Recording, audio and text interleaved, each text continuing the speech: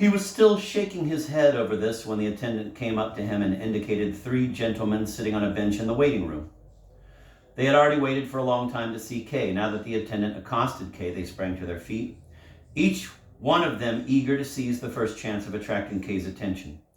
If the bank officials were inconsiderate enough to make them waste their time in the waiting room, they felt entitled in their turn to behave with the same lack of consideration. "Herr Kay," one of them began. But Kay had sent for his overcoat and said to all 3 of them while the attendant helped him into it, "Forgive me, gentlemen, I'm sorry to tell you that I have no time to see you at present. I do apologize, but I have to go out on urgent business and must leave the building at once. You have seen for yourselves how long I have been held up by my last caller. Would you be so good as to come back tomorrow or at some other time? Or could we talk the matter over on the telephone, perhaps? Or perhaps you could inform me now briefly what your business is, and I shall give you a detailed answer in writing? Though it would certainly be much better if you made an appointment for some other time." These suggestions threw the 3 men, whose time had thus been wasted to no purpose at all, into such astonishment that they gazed at each other dumbly. "That settled then?" asked Kay, turning to the attendant, who was bringing him his hat. Through the open door of his room, he could see that the snow was now falling more thickly. Consequently, he put up his coat collar and buttoned it high round his neck.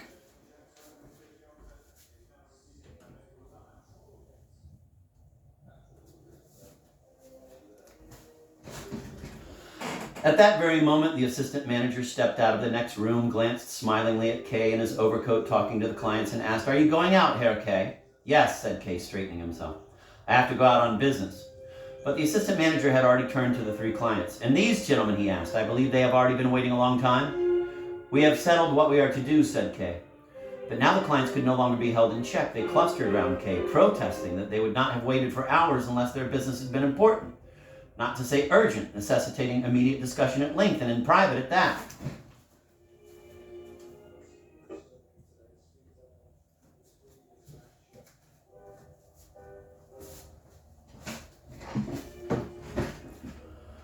The assistant manager listened to them for a moment or two, meanwhile observing Kay, who stood holding his hat and dusting it spasmodically. Then he remarked, "Gentlemen, there's a very simple solution. If you will accept me, I'll gladly place myself at your disposal instead of the chief clerk. Your business must, of course, be attended to at once. We are businessmen like yourselves and know how valuable time is to a businessman. Will you be so good as to come with me?" And he opened the door which led to the waiting room of his own office.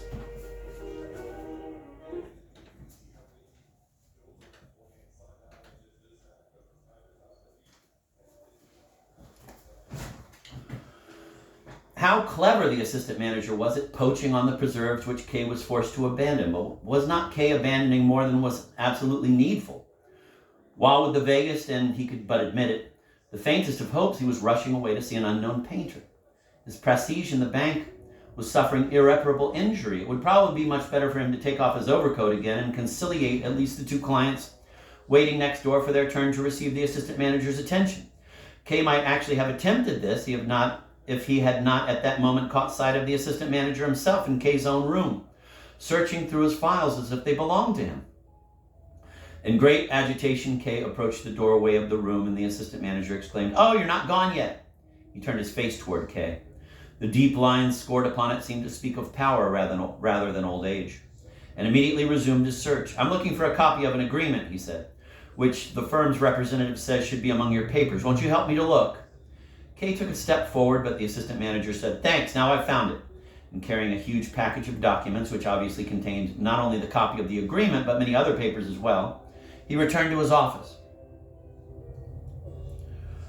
"I'm not equal to him just now," Kay told himself, "but once my personal difficulties are settled, he'll be the first to feel it, and I'll make him suffer for it too."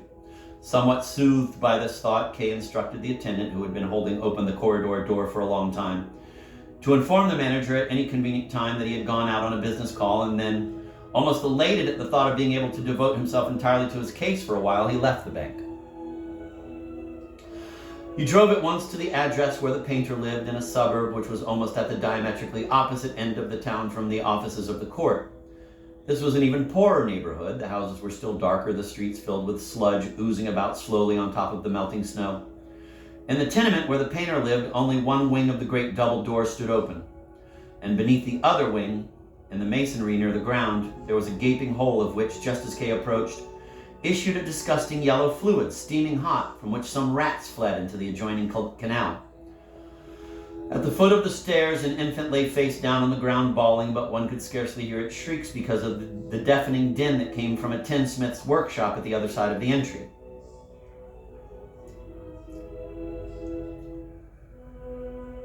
The door of the workshop was open. 3 apprentices were standing in a half circle around some object on which they were beating with their hammers.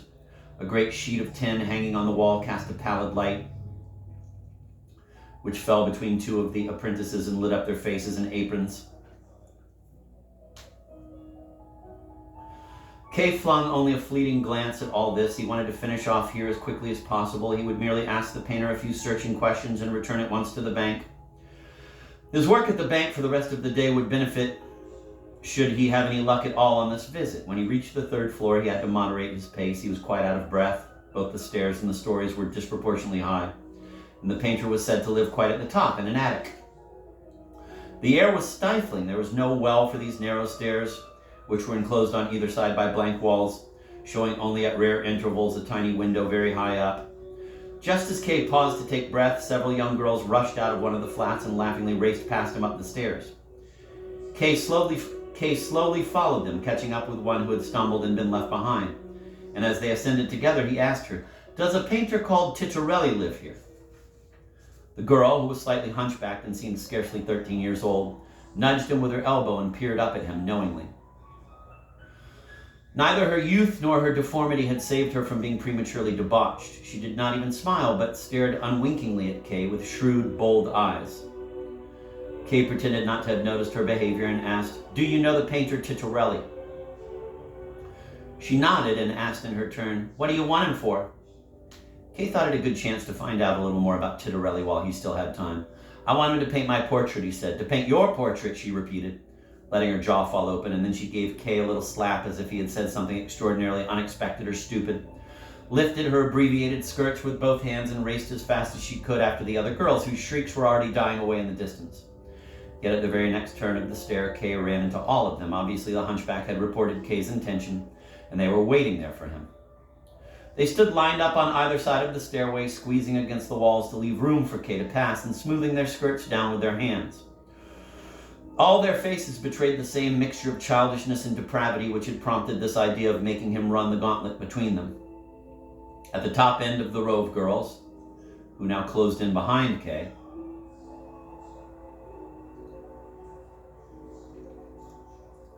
with spurts of laughter, stood the hunchback ready to lead the way. Thanks to her, he was able to make straight for the right door. He had intended to go on up the main stairs, but she indicated a side stair that branched off toward Titorelli's dwelling. This stairway was extremely narrow, very long, without any turning, could thus be surveyed in all its length, and was abruptly terminated by Titorelli's door. In contrast to the rest of the stairway, this door was relatively brightly lit by a little fan light set on an angle above it, and was made of unpainted planks on which sprawled the name Titorelli in red, traced in sweeping brushstrokes. Kay, with his escort, was hardly more than halfway up the stairs when someone above, obviously disturbed by the clatter of so many feet, opened the door a little way, and a man who seemed to be wearing nothing but a nightshirt appeared in the opening. "Oh!" he cried when he saw the approaching mob, and promptly vanished. The hunchback clapped her hands in joy, and the other girls crowded Kay from behind to urge him on faster.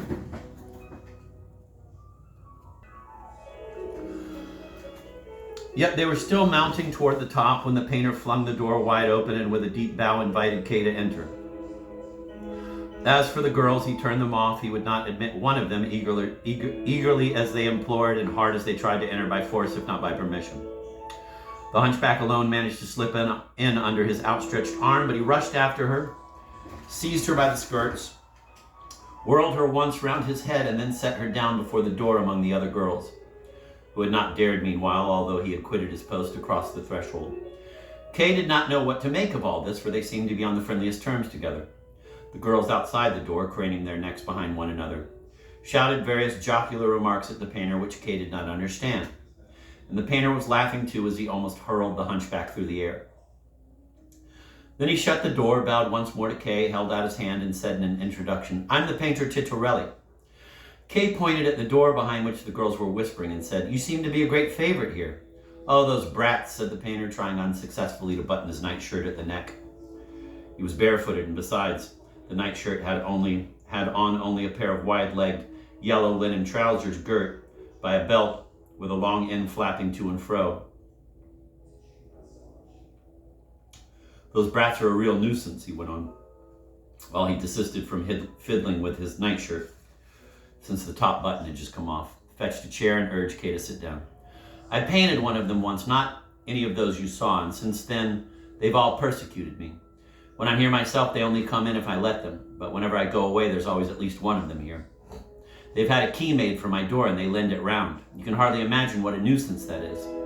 For instance, if I bring a lady here whom I want to paint, I unlock the door with my own key and find, say, the hunchback over there at the table, reddening her lips with my paintbrushes, while her little sisters, whom she's supposed to keep an eye on, are scampering over the whole place and messing up every corner of the room. Or, and this actually happened last night, I come home very late. By the way, that's why I'm in this state of disrepair, in the room too, please excuse it.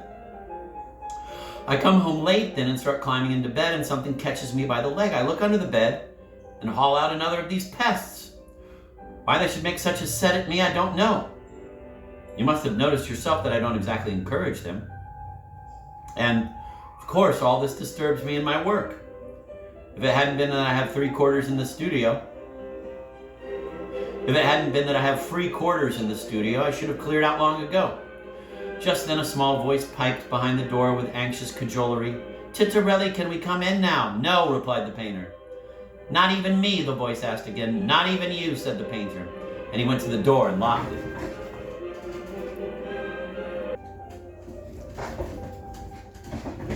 Meanwhile, Kay had been looking round the room. It would never have occurred to him that anyone could call this wretched little hole a studio. You could scarcely take 2 strides in any direction. The whole room, floor, walls, and ceiling, was a box of bare wooden planks with cracks showing between them. Opposite Kay, against a wall, stood a bed with a variegated assortment of coverings. In the middle of the room, an easel supported a canvas covered by a shirt whose sleeves dangled on the floor.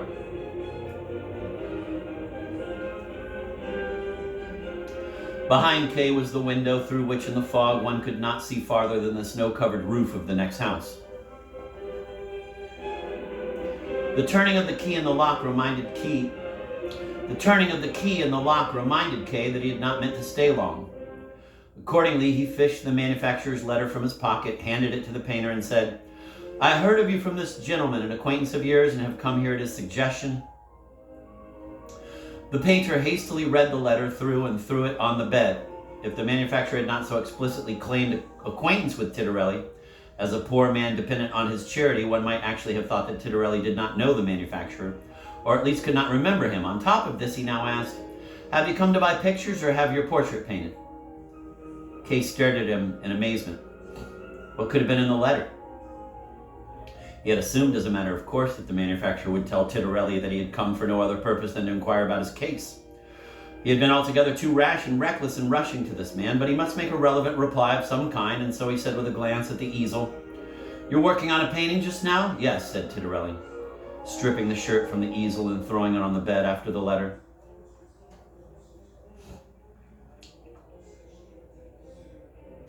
"It's a portrait, a good piece of work, but not quite finished yet." Kay was apparently in luck. The opportunity to mention the court was being literally thrown at his head, for this was obviously the portrait of a judge. Also, it strikingly resembled the portrait hanging in the lawyer's office. True, this was quite a different judge, a stout man with a black bushy beard which reached far up on his cheeks on each side. Moreover, the other portrait was in oils, while this was lightly and indistinctly sketched in pastel. Yet everything else showed a close resemblance, for here too the judge seemed to be on the point of rising menacingly from his high seat, bracing himself firmly on the arms of it. "That must be a judge," Kay felt like saying at once, but he checked himself for the time being and approached the picture as if he wished to study the detail.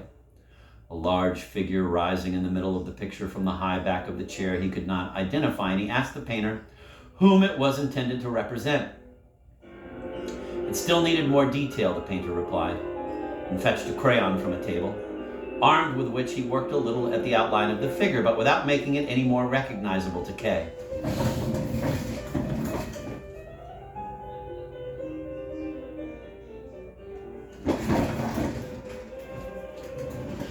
"It is justice," said the painter at last. "Now I can recognize it," said Kay. There's the bandage over the eyes, and here are the scales. But aren't there wings on the figure's heels? And isn't it flying? Yes, said the painter. My instructions were to paint it like that. Actually, it is justice and the goddess of victory in one. Not a very good combination, surely, said Kay, smiling. Justice must stand quite still, or else the scales will waver and a just verdict will become impossible. I had to follow my client's instructions, said the painter.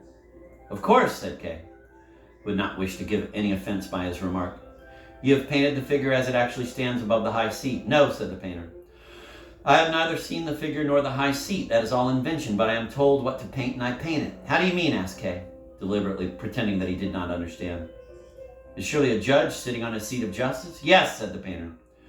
But it is by no means a high judge, and he has never sat on such a seat in his life. And yet he has himself painted in that solemn posture. Why, he sits there as if he were the actual president of the court. Yes, they're very vain, these gentlemen, said the painter. But their superiors give them permission to get themselves painted like that. Each one of them gets precise instructions how he may have his portrait painted. Only you can't judge the detail of the costume and the seat itself from this picture. Unfortunately, pastel is really unsuited for this kind of thing.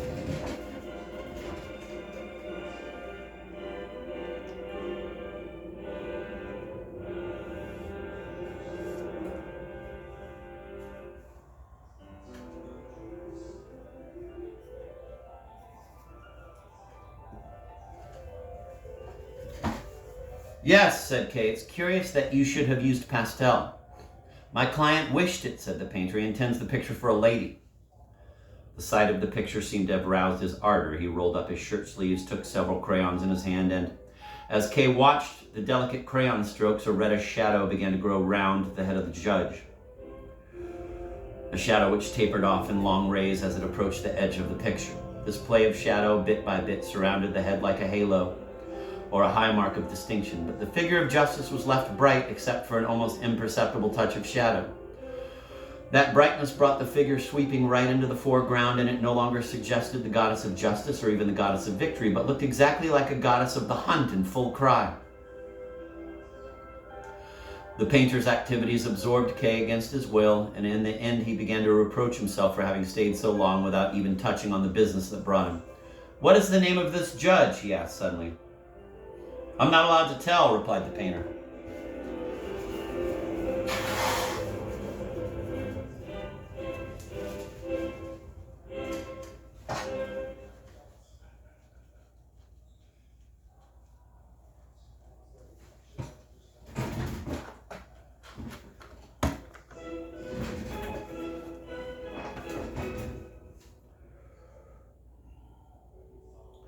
Stooping over the picture and ostentatiously ignoring the guest whom at first he had greeted with such consideration, Kay put this down to caprice and was annoyed that his time should be wasted in such a manner. You're in the confidence of the court, I take it? He asked.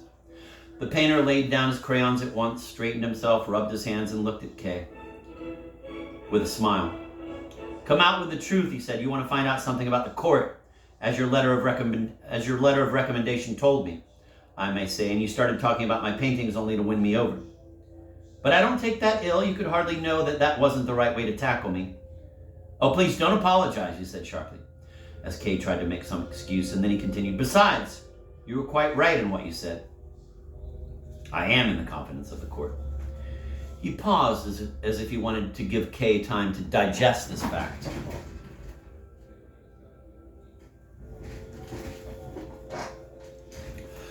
Now they could hear the girls behind the door again. They seemed to be crowding round the keyhole. Perhaps they could see into the room through the cracks in the door as well. Kay abandoned any attempt at apology, for he did not want to deflect the conversation, nor did he want the painter to feel too important and so become in a sense inaccessible. Accordingly, he asked, is your position an official appointment? No, said the painter curtly, as if the question had cut him short. Kay, being anxious to keep him going, said, well, such unrecognized posts often carry more influence with them than the official ones. That is just how it is with me, said the painter, knitting his brow and nodding. The manufacturer mentioned your case to me yesterday. He asked me if I wouldn't help you. I said to him, let the man come and see me sometime, and I'm delighted to see you here so soon.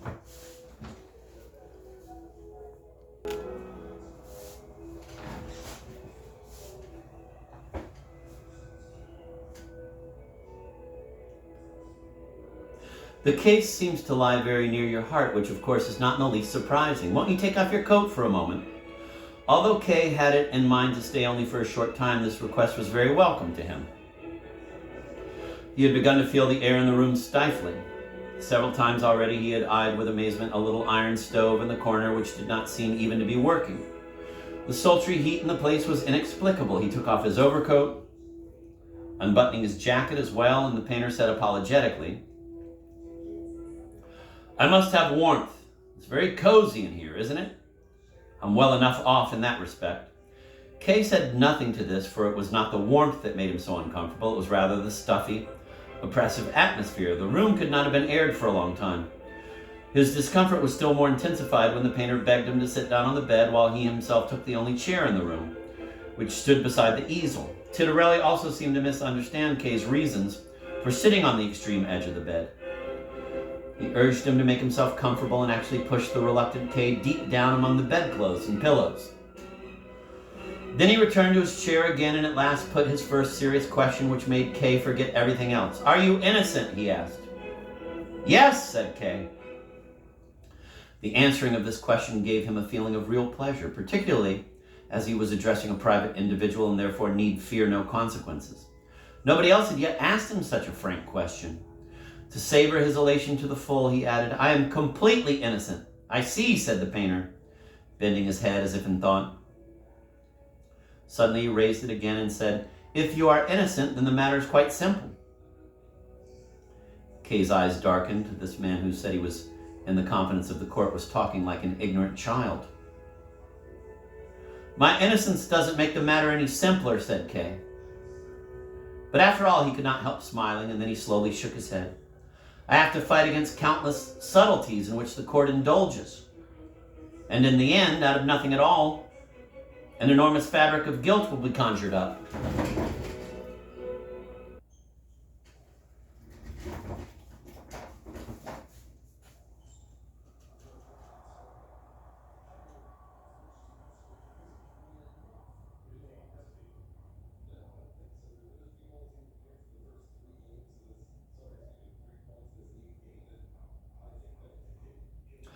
"Yes, yes, of course," said the painter, as if Kay were needlessly interrupting the thread of his ideas.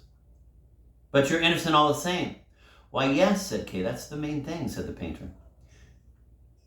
He was not to be moved by argument, yet in spite of his decisiveness, it was not clear whether he spoke out of conviction or out of mere indifference. Kay wanted first to be sure of this, so he said, "You know the court much better than I do, I feel certain. I don't know much more about it than what I've heard from all sorts and conditions of people.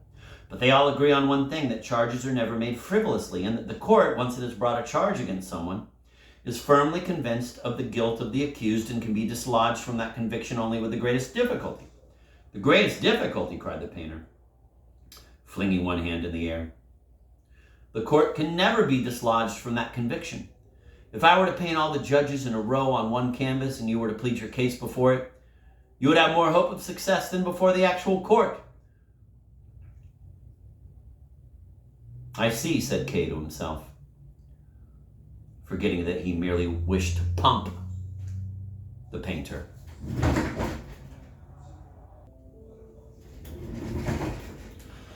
Again a girl's voice piped from behind the door. "Tittarelli, won't he be going away soon now? Quiet there," cried the painter over his shoulder. "Can't you see that I'm engaged with this gentleman?" But the girl, not to be put off, asked, "Are you going to paint him?" And when the painter did not reply, she went on, "Please don't paint him, such an ugly man as that." The others yelled agreement in a confused jabbering. The painter made a leap for the door, opened it a little. Kay could see the imploring, outstretched, clasped hands of the girls, and said, "If you don't stop that noise, I'll fling you all down the stairs. Sit down here on the steps and see that you keep quiet." Apparently they did not obey him at once, for he had to shout in an imperious voice, "Down with you on the steps." After that, all was again still.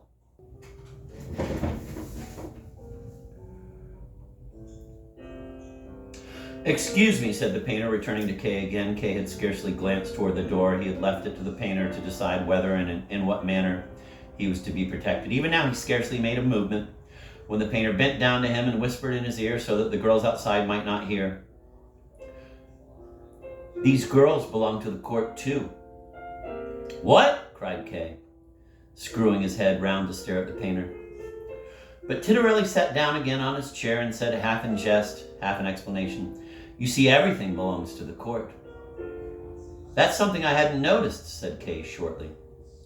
The painter's general statement stripped his remark about the girls of all its disturbing significance.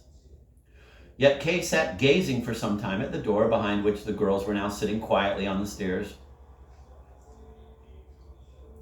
One of them had thrust a blade of straw through a crack between the planks and was moving it slowly up and down. "You don't seem to have any general idea of the court yet," said the painter, stretching his legs wide in front of him and tapping with his shoes on the floor. "But since you're innocent, you won't need it anyhow. I shall get you off all by myself." "How can you do that?" asked Kay.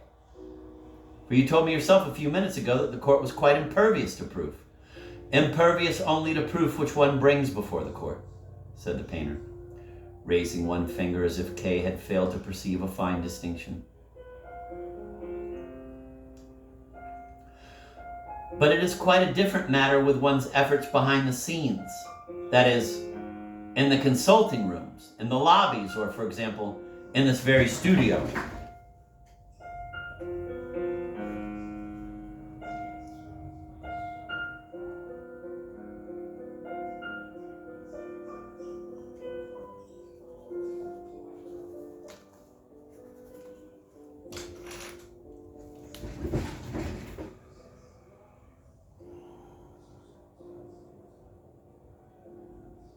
What the painter now said no longer seemed incredible to Kay. Indeed, it agreed in the main with what he had heard from other people. More, it was actually hopeful in a high degree. If a judge could really be so easily influenced by personal connections as the lawyer insisted, then the painter's connections with these vain functionaries were especially important and certainly not to be undervalued.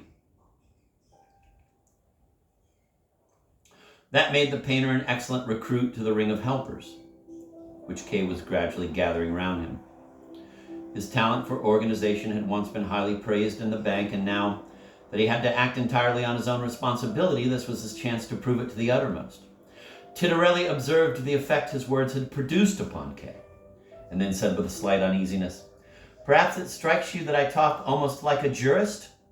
It's my uninterrupted association with the gentlemen of the court that has made me grow like that. I have many advantages from it, of course, but I'm losing a great deal of my elan as an artist."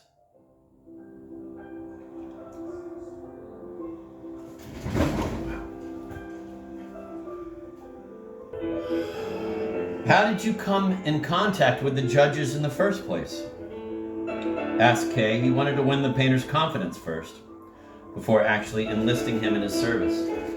"That was quite simple," said the painter. "I inherited the connection. My father was the court painter before me. It's a hereditary post.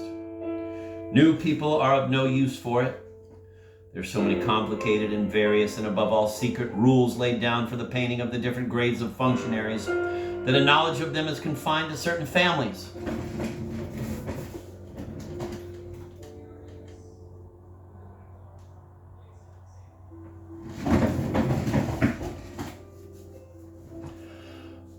Over there in that drawer, for instance, I keep all my father's drawings, which I never show to anyone. And only a man who has studied them can possibly paint the judges. Yet even if I were to lose them, I have enough rules tucked away in my head to make my post secure against all comers. For every judge insists on being painted as the great old judges were painted. And nobody can do that but me."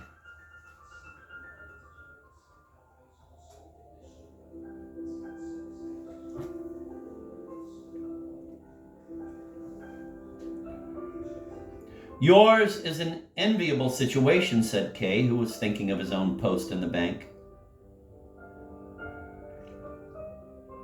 "So your position is unassailable?" "Yes, unassailable," replied the painter, proudly bracing his shoulders. "And for that reason, too, I can venture to help a poor man with his trial now and then." "And how do you do it?" asked Kay.